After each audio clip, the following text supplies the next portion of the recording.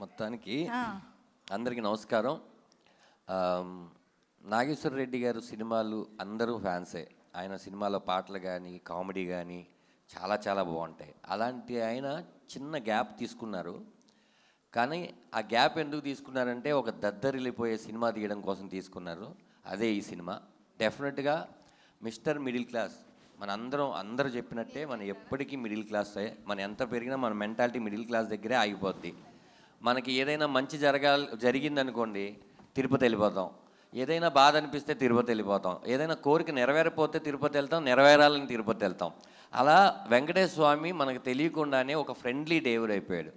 అలా ఒక భక్తుడికి వెంకటేశ్వర స్వామికి మధ్యలో నడిచే కథే ఇది, మనందరి కథ.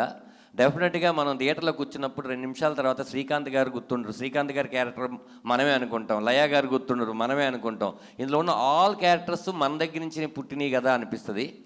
ఈ సినిమా నేను ఒక ప్రేక్షకుడిగా చెప్తున్నాను.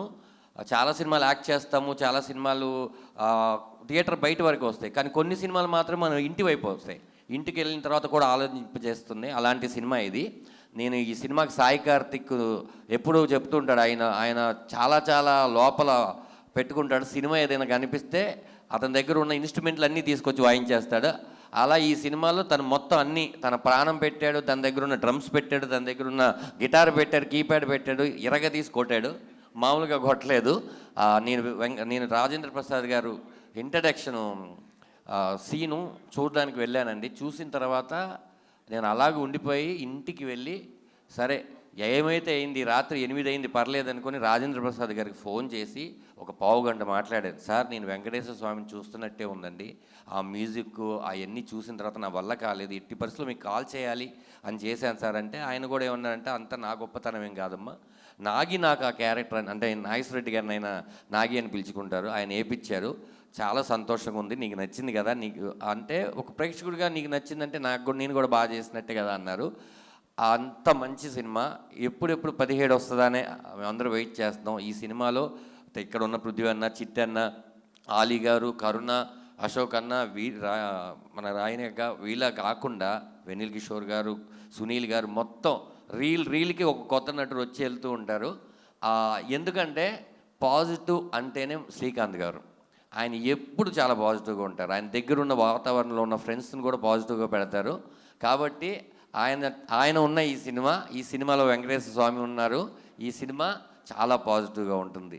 ఏదైతే వెంకటేశ్వర స్వామి శ్రీకాంత్ గారిని చేయబట్టి నడిపిస్తున్నారో ఈ పోస్ట్లో రాజేంద్ర ప్రసాద్ గారు, ఈ సినిమాని వెంకటేశ్వర స్వామి థియేటర్ దాకా తీసుకొని వెళ్ళి ఇచ్చేస్తారు. మీ అందరు మిడిల్ క్లాస్ వాళ్ళందరూ కూడా ఈ మిస్టర్ మిడిల్ క్లాస్ సినిమాకి వచ్చి ఈ సినిమాని చూడవలసిందిగా నేను రిక్వెస్ట్ చేస్తున్నాను. Thank you so much. ఆలన్న, మామూలుగా మీరు స్టేజ్ మీద ఉండి ఏదైనా ఒక 10 రూపాయలు 20 రూపాయలు ఇస్తే సెంటిమెంట్గా వర్కౌట్ అవుద్దంట కదన్నా, అలా ఒక 500 గూగుల్ పే, ఫోన్పే. నిజం, ఆయన ఈ సాంప్రదాయాన్ని మొదలుపెట్టారు. ఆయన చేతి వాడడం ఇలాగే తీసుకుని ఇప్పుడు 2000 తీసుకున్నా, 2500. ఇన్ని ఈవెంట్లు చేశాను, నాకు ఈ కిటుకు తెలియలేదే అలీ గారు, నేను కూడా నిలబడ్డా క్యూలో. మీరు ఇవ్వాలి సార్ ప్రొడ్యూసర్గా. నేను ఎముడిని మర్చిపోయాను ఈ విషయం చెప్పాలి. అసలు ఈ సర్ప్రైజ్ ఏంటంటే ఈ సినిమాలో నాగేశ్వర రెడ్డి గారు ఏమయ్యా నువ్వు ఇంట్లో ఎముడు అన్నాడు. సార్ ఎముడా, మీరు కరెక్ట్గానే అన్నారు, నేను కరెక్ట్గానే విన్నా, నువ్వు ఎముడు అంతే అన్నారు. ఎముడు ఇంత సన్నగా కూడా ఉండొచ్చారని నాకు అప్పుడు అర్థమైంది. అక్కడికి వెళ్ళిన తర్వాత ఇది కైకాల సత్యనారాయణ గారు, ఎన్టీ రామారావు గారు, ఎన్టీఆర్ గారు, జూనియర్ ఎన్టీఆర్ గారు, మోహన్ బాబు గారు, ఇలా చాలామంది చేశారు. నేను ఏంటి నన్ను ఏమనుకుంటారన్నా, ఎముడు నువ్వు అన్నారు. సార్ తిట్టరు కదా, నీకు షుగర్ వచ్చింది ఈ సినిమాలో అంతే అన్నారు. షుగర్ వచ్చి ఎముడు ఇలా అయిపోయాడు అనమాట అయితే అని చెప్పాడు. అయితే ఎంత కామెడీగా చెప్పారో సినిమా చూస్తే దానికి ఒక వాల్యూ ఉంది, ఆ క్యారెక్టర్ చేపించినందుకు. Sir thanks sir. నా జన్మలో మళ్ళీ నాకు ఎవరు కూడా ఇలా అసలు నేనే ఊహించుకోలేదు. మీరు ఎప్పుడు కొత్తగా నన్ను ఊహిస్తారు. ఇది ఇచ్చినందుకు చాలా చాలా చాలా థ్యాంక్స్ సార్. ఇది నాకు ఎప్పటికీ గుర్తుండిపోద్ది. అలాగే లయ గారు, శ్రీకాంత్ గారిని చూస్తే నిజంగా భార్య భర్తలు ఈ పచ్చళ్ళు కూరలతో తిట్టుకుంటున్నారు. ఇది చూసిన తర్వాత కొత్త తిట్లు మీరు భార్య భర్తలకు అలవాటు చేసిన వాళ్ళు అవుతారన్న. వాళ్ళందరూ కూడా మీకు మెసేజ్లు పెడతారు, ఇలా కూడా తిట్టొచ్చా భార్యలని. Okay, thank you so much. ఈ అవకాశం ఇచ్చినటువంటి చందు గారికి, జీకే గారికి మనస్ఫూర్తిగా కృతజ్ఞతలు చెప్తూ తెలియజేసుకుంటున్నాను. 17 థియేటర్లో కలుద్దాం. సూపర్ ధనరాజ్ గారు, thank you very much. Prithvi గారిని